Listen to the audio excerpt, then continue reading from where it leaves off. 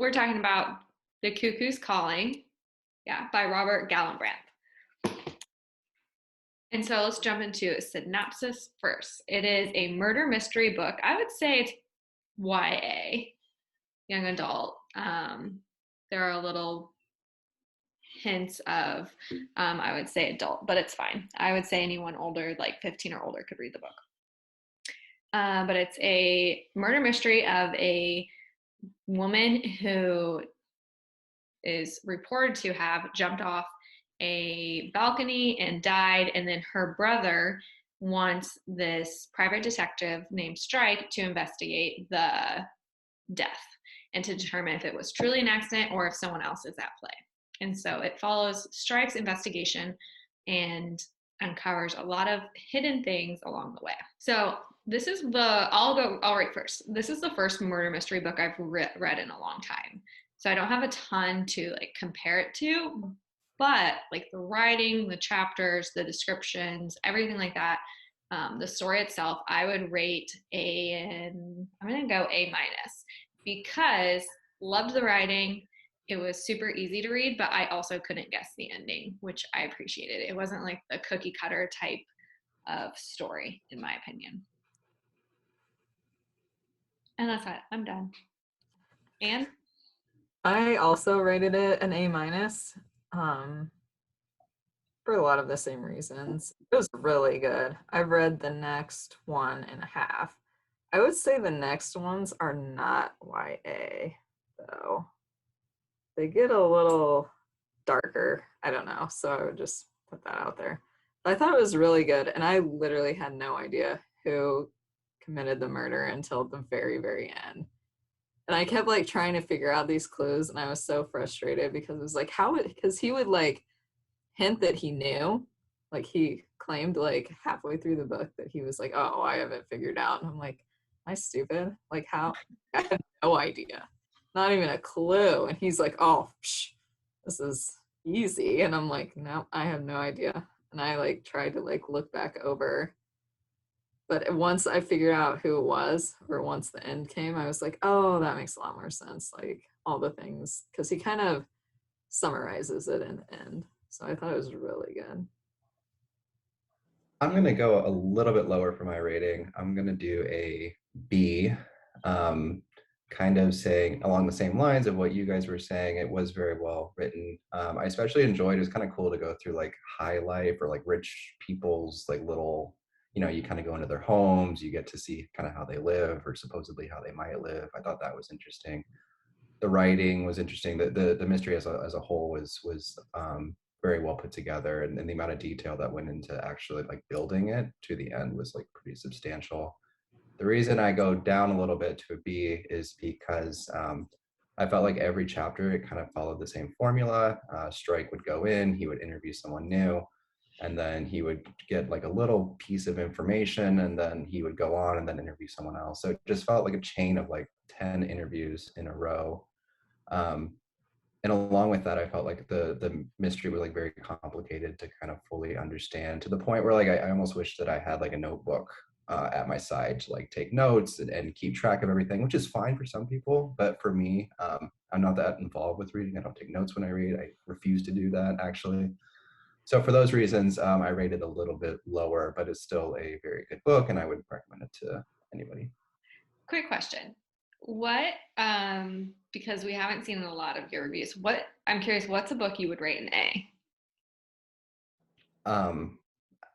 Lord of the Rings, Harry Potter books. I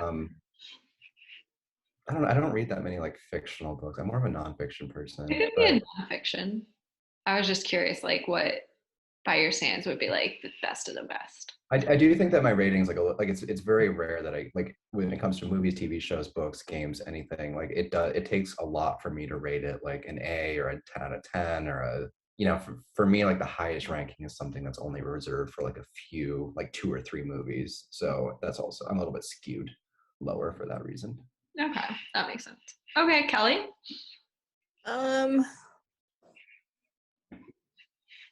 I'd probably do a B+, maybe an A-. Probably B+ for me. For other people, I think I'd recommend it higher than I'd rate it.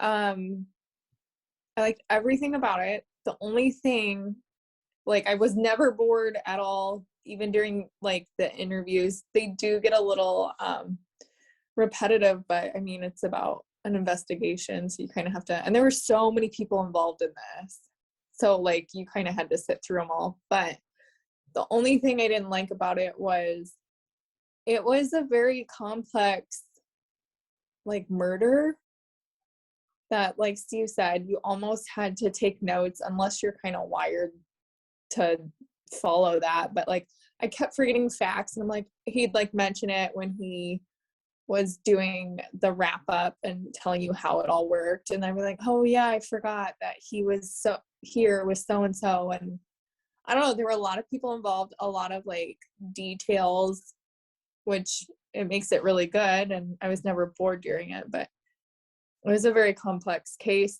and I feel like it was mostly circumstantial. Like there wasn't any like hard forensic evidence, but I mean, it was really good. I liked everything. I would rate it an A- for all the same reasons. Like I really liked the writing, but I think what I liked most is I got like super involved in like the side character stories, and not just like how it related to the like murder / suicide event. Like I'm like, oh my God, like he's cheating on like his wife with so and so, or I can't believe she did that, right? Like why would he do that to his girlfriend? I got like really into that, so I thought that was fun. All the side characters were actually very interesting people, or like they had interesting backgrounds. One thing Drama. One thing I didn't like was how every time he's like walking anywhere, they're like talking about how his leg feels. The whole like every time. That was like, and it continues in the next books, and I'm just like, why every time he's like going somewhere, we don't need like an update. Like obviously his leg hurts, so like I think that should kind of be a thing we know, and then now we don't have to talk about it unless like something catastrophic happens. But every time he's like going anywhere, he's like, oh, my leg hurts, and I'm like, we know. I really wanted him to go to the doctor, like at like 2 separate parts. I was like, and we're going to the pub instead of the doctor to check on this. Like I was kind of annoyed that he complained about it or like mentioned that it hurt, but he wasn't like, let's go to the doctor until the very end. And he doesn't use like crutches like he's supposed to, etc. I'm just like, oh my God. Yeah. He's kind of an interesting main character, because typically the main character is someone that you would potentially like look up to, or has these like good values or morals or habits. And Strike is not really many of those things. Like he drinks quite a bit, he's kind of gross, like a little grungy. He definitely gives into like, he doesn't have a ton of self-control in my opinion. And so finances stress me out. Like he has no control over his money, he doesn't know where it's going, he just doesn't have any, and like that's repeatedly referred back to again and again. I'm like, oh my God, like get your money under control. Steve's getting anxiety. He ate out a lot for considering how much debt he has. I'm like, you shouldn't do that. He's like, one more pint, and I'm like, we don't have a ton of money and people keep calling. It's a very interesting main character, but maybe my thought, and granted, like Liz has read all of them and Andrea's now read the first 2 or 3. I'm wondering if his character like develops over the course of the series, or and like they're kind of starting from like ground zero and they're going to like build him up to be this notable character. But in book 1, I'm like, who is this guy? Honestly, I don't know that you can drop lower. So he's got to go up, right? Well, and he like, one thing they mention in the 3rd book, he goes on this trip in a train, and he's like, oh, it was fine because it was like small, but he was used to being in the army, so he thought anything was like better than the ground. So I was kind of like, that's why he didn't care about the cot in his office. So he seems to be like at home with the struggle, because he's like, oh, I'm military, I can do anything, I've been through worse. But well, his childhood, it seems like, was like that too, right? Like he just Let's do And his spoilers. dad. Okay, so biggest spoil of it all is the person who hired Strike to investigate this murder was the actual person who committed it, which is Lula Landry, the main girl's brother, which is like, phew. Honestly, the most shocking part for me was Charlie. Yeah. Like, I don't know. That one, somebody mentioned that, like, I don't know if it was Courtney or Madeline or I don't know, somebody at one point was like, seems like you killed Charlie too. And I was like, no. Madeline called it. Was it you? I don't like to toot my own horn, but it was me. I thought it was funny how when he like accuses him of the murder, he's like, couldn't have been that hard to kill Rochelle. Oh yeah. They're like, it couldn't have been that hard since you committed that murder, or since you killed Charlie. And I was like, yeah, but he was 10. Like, so much time has passed that I'm like, I wouldn't think it would make it easier since you like pushed your brother off a cliff or whatever he did. It makes you wonder if there were more people though. Like he's because like I was like, a psychopath. yeah, I'm like, that one was so long ago that I'm like, I don't know.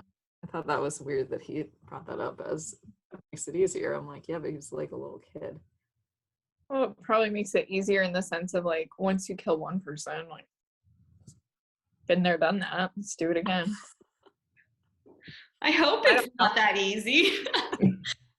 No, but I'm saying like, once you do one certain task, it makes it easier to do it again. Yeah. I feel like he was like bad at like dealing with it because he was always like shaking stuff, like moving his leg or tapping his hand, or so I feel like he wasn't like completely okay with being a murderer, but He had like nervous tendencies. yeah. One thing I didn't piece together that Strike did really quickly was that the mom abused Valium. I thought it was very clever when he left, and he just mentioned to the nurse like about her addiction, and the nurse confirmed it. But I never would have like off of their the scene with Strike interviewing the mom would have thought that she had been addicted to Valium like her entire life. I thought it was just because she was dying with cancer.